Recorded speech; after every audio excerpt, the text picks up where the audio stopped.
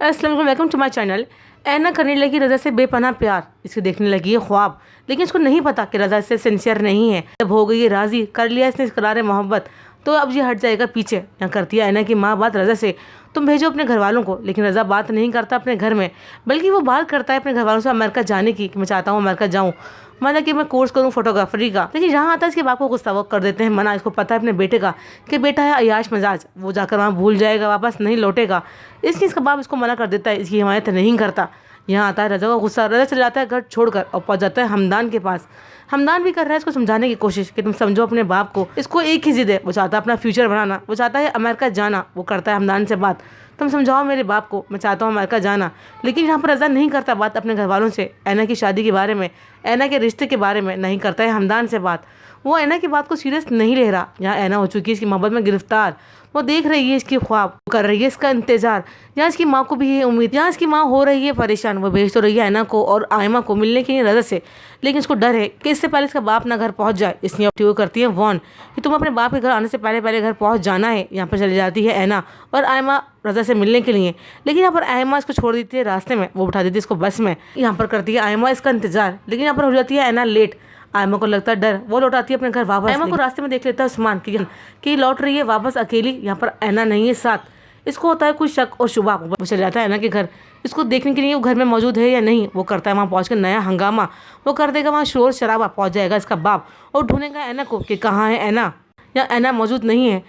यहाँ जा चुकी है ऐना अपने घर का सुकून चैन बर्बाद करके रज़ा की मोहब्बत हासिल करने के लिए। लेकिन इसको नहीं पता ये सुकून अब हो चुका है घर वालों का बर्बाद। इसकी माँ हो चुकी है परेशान, अब तक नहीं लौटी है ऐना, अब क्या बनेगा इसका। इसकी माँ हो रही है परेशान। यहाँ पर ऐना पहुँच जाती है रज़ा से मिलने इसके घर, लेकिन यहाँ पर रज़ा लेकिन हंसता है इसकी बेवकूफ़ी पर कि मुझे तुमसे मोहब्बत नहीं थी, मैं तुम्हें सिर्फ आजमा रहा था, मैं तुम्हें चाह रहा था सिर्फ टाइम पास करना, मुझे तुमसे नहीं है मोहब्बत, मैं तुमसे शादी करना नहीं चाहता। यहाँ पर ऐना के होते सारे ख्वाब चकनाचूर, सारे अरमान हो जाते हैं ख़त्म, सारे ख्वाब टूट जाते हैं, बिखर जाते हैं।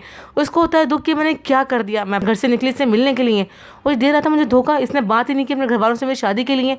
उसका दिल दुखता है। यहाँ पर रज़ा करना चाहता है इससे बदतमीजी, लेकिन यहाँ पहुँच जाएगा हमदान और बचा लेगा ऐना को। ऐना को घर लेके पहुँच जाएगा वापस अपने घर।